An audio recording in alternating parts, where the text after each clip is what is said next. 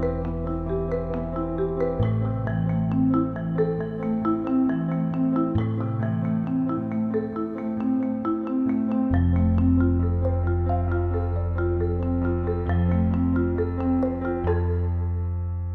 December 2017, 5 additional projects were approved for Dominica. The acquisition of a water truck for post-disaster use in vulnerable communities, the Backatail alternate water harvesting and storage project, improving seasonality and diversity of vegetable production in Mount Prosper, and promoting climate-smart agriculture at the Dominica Community High School.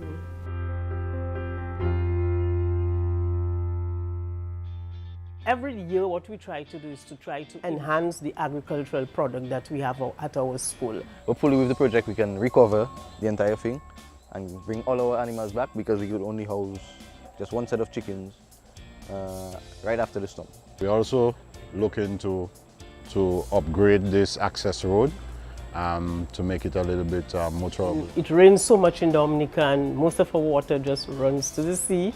So at least they can see what we can do for rain harvesting. We have all this water available for our greenhouse, for the livestock, for watering, even taking care of the flowers, as you see. This is basically going to be used for the growth of the tomatoes. We do have the comparative space on the outside to grow different crops, as opposed to growing in the greenhouse. So things will start coming in again. The school, the children will be involved once more. Economic growth will come back in.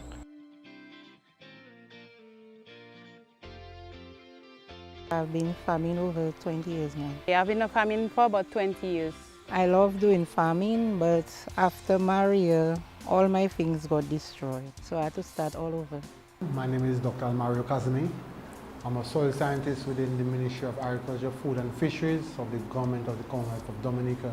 The project looks at strengthening the farm resilience in terms of post-disaster resilience, recovery strategies, and basically improving the resilience of the farm in terms of pre-disaster events. Almost all of our farming is done on hillside slopes in above of 20 degrees. So that means to say some form of soil conservation has to be imperative. But we want to do much more than that, where we now start to address the nutritional requirements and the nutritional deficiencies by looking at sustainable technologies to include the production of compost teas and nutrient mixes and botanical sprays that would mitigate against the use of conventional agrochemicals. Right now I'm using artificial pesticides, so I'm happy we are going to learn about the organic. When you're in the market, the people ask you, is this organic?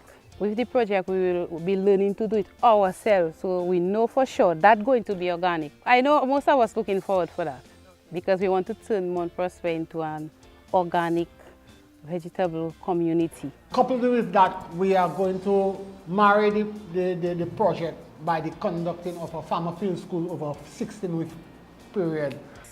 It's a challenge, but I'm looking forward for the farmers field. You're at a point where we've constructed the base for the tanks and installed the tanks. Once you have the intake installed, then you'll have lines leaving the intake connecting 2 or 3 locations. Then you'll have a smaller line going down to an initial pipe at the top of the hill and moving about maybe 500 meters down, closer to the community, where we'll install another. The storeroom was intended, first of all, to be completed in time to store material during construction, but post the project will also serve to store other maintenance material, any additional pipes if we have to repair. If you get an impact and you have to change a line, it will be much closer to people. That's lower the community, but people in the immediate vicinity would have it right next door.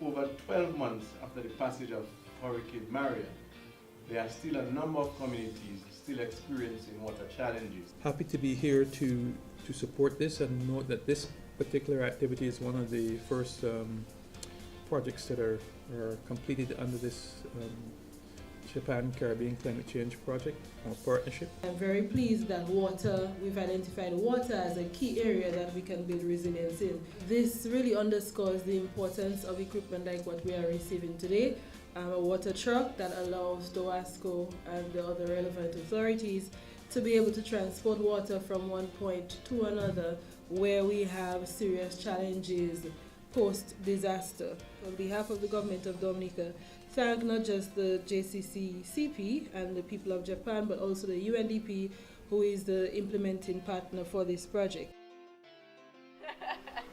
From the people of Japan to the people of Dominica.